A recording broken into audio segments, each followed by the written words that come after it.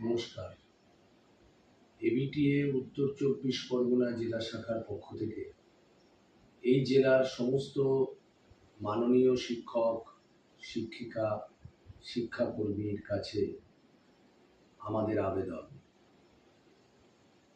ইতিমধ্যেই রাজ্য সরকারের দুর্নীতি এবং অপদার্থতায় সুপ্রিম কোর্টের রায়ে ২৬,০০০ শিক্ষক, শিক্ষিকা, শিক্ষাকর্মীর চাকরি হারিয়েছেন।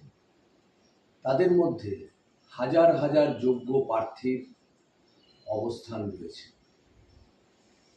আজকে এই পরিবারগুলি নিদারুণ আর্থিক সংকট, সামাজিক অবমাননার সামনে এসে দাঁড়িয়েছে। এই পরিপ্রেক্ষিতে এবিটিএ প্রতিটি যোগ্য চাকরিজীবী শিক্ষক, শিক্ষিকার, শিক্ষাকর্মীর পাশে আছে। গতকাল কলকাতা ডিআই অফিসে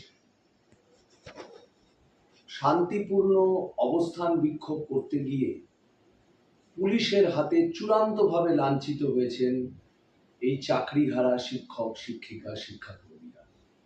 পুলিশ যেভাবে সমাজের মেরুদণ্ড শিক্ষক, শিক্ষিকা, শিক্ষাকর্মীদের উপরে লাঠিচার্জ করেছে, তাদের লাথি মেরে সরিয়ে দেওয়ার চেষ্টা করেছে, তার তীব্র প্রতিবাদ জানাচ্ছি আমরা।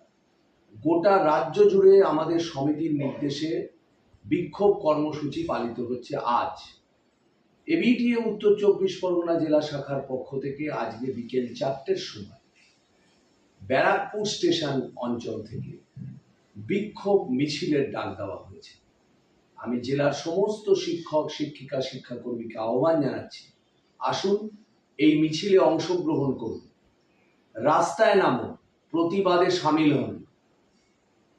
আজকের দিনে দাঁড়িয়ে এই চাকরিহারা শিক্ষক, শিক্ষিকা, শিক্ষাকর্মীদের মধ্যে যারা যোগ্য, তাদের পুনর্বহালের দাবিতে এবং প্রয়োজনে অপদার্থ, অযোগ্য এই সরকারটাকে পাল্টে দিতে আন্দোলনই হচ্ছে একমাত্র পথ।